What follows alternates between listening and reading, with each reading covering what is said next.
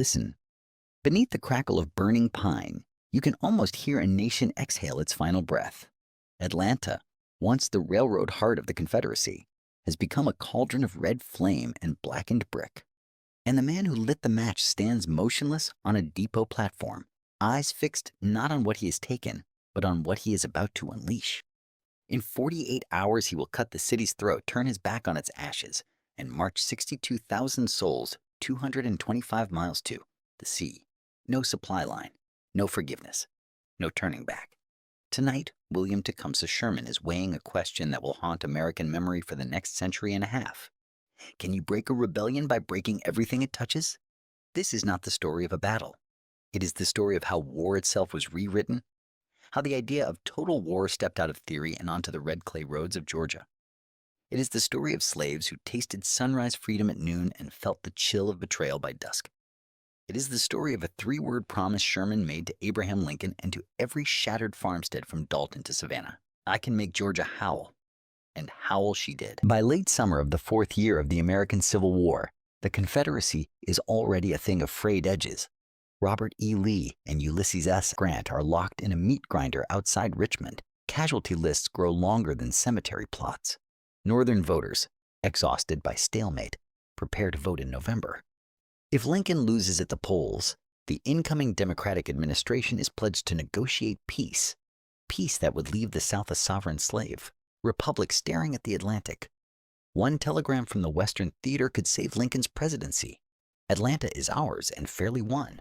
The date, the 2nd of September, 1864. That wire, flashed from Georgia to Washington, transforms Northern despair into cautious jubilation. But occupying Atlanta is only half the equation. The city is still a gateway. Whoever controls its rail arteries can transfuse men, grain, and artillery shells to either the Atlantic or the heart of Dixie. Sherman, newly promoted to Major General, knows that holding Atlanta is a static victory. Destroying the South's capacity to feed and transport armies is a strategic one. So he composes a letter that will become infamous for its cold arithmetic. Until we can repopulate Georgia, it is useless to occupy it. I can make them march and make Georgia howl. On the 2nd of November, Grant replies with 2 words that will echo through history. Go as you propose. Permission granted. Now comes the reckoning. Act 1 begins with the sound of iron surrendering to muscle. For 3 days, Sherman's engineers uproot every rail line that once fed the Confederacy. They heat the tracks over bonfires, twist them around telegraph poles into Sherman's neckties, useless helixes that gleam against the morning mist. Behind them, warehouses, foundries, and cartridge plants belch black smoke. Sherman has issued strict orders: destroy anything of military value, spare private homes. But fire is an indifferent arsonist. A northwest wind lifts embers onto shingled rooftops. By the time the column departs on the 16th, 2/5 of Atlanta is ash. 62,000 men form 2 mighty wings. Henry Warner Slocum's Army of Georgia on the left, Oliver Otis Howard's Army of the Tennessee on the right. They step off in parade ground precision, but there will be no drums, no flags unfurled for ceremony. This is a march into the unknown. Behind them, the last rail tie vanishes. Ahead, only muddy wagon ruts and rumor. They carry no supply train save what they can coax from the countryside. Each regiment details foraging parties. Bummers, the men call them, who fan out like locusts across corn stubble and cotton rows. Official orders urge restraint. Take food, not heirlooms. Target plantations, not hovels. Yet war has a way of dissolving syntax. A silver spoon, a silk dress, a child's gold locket. Each becomes a portable pension. Some farmers bury trunks beneath smokehouses. Others watch as smokehouses themselves are dismantled for kindling. Enslaved men and women, sensing the earthquake, slip away in 2s and 3s, following the columns at a respectful mile, then a half mile, then mingling among mule teams and ambulance wagons. By the end of the first week, they number in the thousands, a shadow nation walking toward an unmapped freedom. The Confederacy's response is a patchwork of desperation. Lieutenant General William J. Hardee cobbles together a few thousand militia at the rail hub of Lovejoy Station. But Sherman feints east, never giving him a fixed target. Major General Joseph Wheeler's cavalry, lean, fast, and merciless, skirmishes with Union foragers, sometimes hanging captured bummers from oak limbs as roadside warnings. Yet even Wheeler cannot be everywhere on a 200-mile front. The Union Army moves like a broad river, parting around resistance, seeping into every crevice. On the 23rd of November, Slocum's wing reaches Milledgeville, capital of Georgia. The governor and legislature have fled by special train, but they leave behind a ghost town capital bathed in autumn light. Federal officers stage a mock session in the House chamber, voting to repeal secession while perched on mahogany desks. Laughter ricochet off cracked plaster. For a moment, war feels like collegiate prank. Then the real work resumes. Warehouses, cotton gins, and the opulent plantation of former Governor Howell Cobb are put to the torch, except the slave quarters. A message is being written in smoke. The old order is combustible. The new has not yet decided what it will be.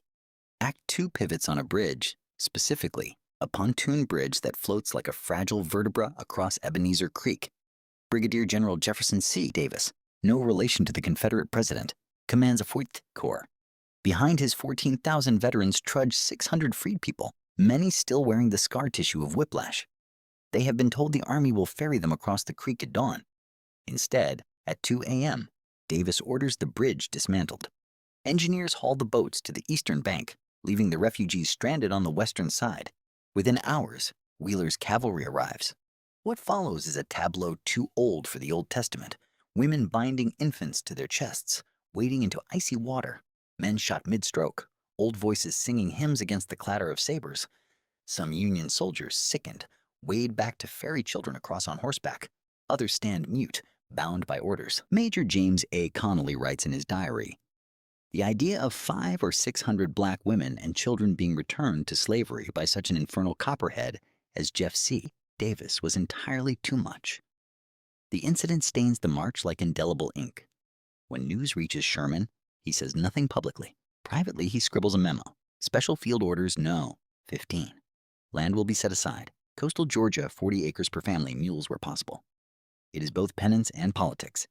It is also the first time the U.S. Army promises reparations on paper.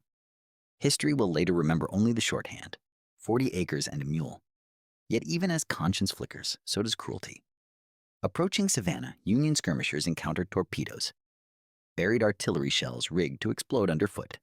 One blast lifts a captain 10 yards and drops him without legs. Sherman's response is swift and medieval.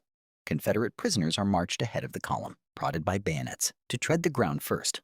A Confederate major later recalls, "We walked blindfolded through our own infernal devices, each step a wager on the hereafter." War, it seems, has become a Mobius strip. Victims and victimizers trading places with every heartbeat. On the 10th of December, Sherman scouts sight the spires of Savannah. Between them and the city stands Fort McAllister, an earthen fortress on the Ogeechee River, bristling with 24-pounders and ringed by a battis. If the fort holds, Sherman remains severed from the Union fleet. If it falls, the Atlantic becomes his larder. At 4:45 p.m. on the 13th, Brigadier General William B. Hazen's division emerges from pine scrub like apparitions. For 15 minutes, the air is riven by musketry. Then, in a single surge, the blue wave spills over the parapet. The Stars and Stripes is planted on the rampart at sunset. A signalman unfurls a flag toward the Atlantic. Offshore, the USS Dandelion answers with a star shell that hangs like a benediction. For the first time in 37 days, Sherman's men are no longer castaways. Act 3 opens with an ultimatum. Sherman sends a courier under flag of truce demanding Hardee's surrender. Hardee instead evacuates his 10,000 men across a makeshift pontoon bridge into South Carolina, leaving Savannah's mayor to hand over the keys. On the morning of the 21st, Sherman rides down Bull Street, boots polished, horse at a ceremonial walk. Behind him, regimental bands strike up John Brown's body. From balconies, black residents wave palmetto fronds. Some white citizens peer through lace curtains, faces unreadable. Sherman later writes to Lincoln, "I beg to present you, as a Christmas gift, the city of Savannah." The phrase is political theater, but it lands like a psalm in northern newspapers starved for triumph. Yet the gift is wrapped in barbed wire. Over the next month, Sherman will turn northward, carving a second swath through South Carolina, birthplace of secession, where retribution burns hotter. Then Georgia. Columbia goes up in flames on the 17th of February, 1865. Whether the fire is accidental or deliberate remains contested, but the smell of scorched cotton lingers for weeks. Charleston. already half ruled by the sea, surrenders without a shot. By the time Sherman reaches Goldsboro, North Carolina, in late March, he has severed every rail artery feeding Robert E. Lee's Army of Northern Virginia. The noose tightens. Appomattox is only days away. The ledger of destruction is staggering. 300-plus miles of railroad rendered into iron pretzels, cotton gins, sawmills, tanneries, over 5,000 structures erased, $100 million in 1864 currency, roughly $1 billion today, most of it non-recoverable. Yet the human cost defies arithmetic. Thousands of freed people trail the army. Some will reach the sea. Others will be swallowed by the swamps. Southern diarist Mary Chesnut will write, "Sherman has turned the world upside down. The bottom rail is on top, and God help the land that tries to put it back." 160 years later, Sherman's march remains the most controversial stroke of the Civil War. To his champions, he shortened the conflict, saved countless lives by breaking the South's will, and delivered the fatal blow to slavery's infrastructure. To his detractors, he pioneered industrial-scale terrorism, visited the sins of politicians upon women and children, and left a cultural scar that still aches in Southern memory. Both narratives are true, and that is the curse of history. It refuses tidy verdicts. Special Field Orders No. 15 was revoked by President Andrew Johnson in the autumn of 1865. The promise of 40 acres and a mule evaporated like morning dew. Yet the idea refused to die. During Reconstruction, during the Great Migration, during the civil rights marches of the 20th century, Black activists would invoke Sherman's pledge as a moral IOU unpaid. In Congress, as recently as 2021, the phrase 40 acres resurfaced in hearings on reparations, proof that armies may disband, but debts linger. Near the end of his life, Sherman, old, gray, half-blind, dictates a final reflection. Since the public mind has settled to the conclusion that slavery was interwoven with our system, I believe the war was worth all it cost in life and treasure. Note the verb, worth. Not glorious, not just merely worth the purchase price. It is the closest the old warrior comes to repentance, and the furthest he will travel toward apology. So when you stand on the platform where once a restless general watched a city burn, remember, history is not a monument. It is a wound that scabs, then breaks open again. Sherman's torches lit more than warehouses.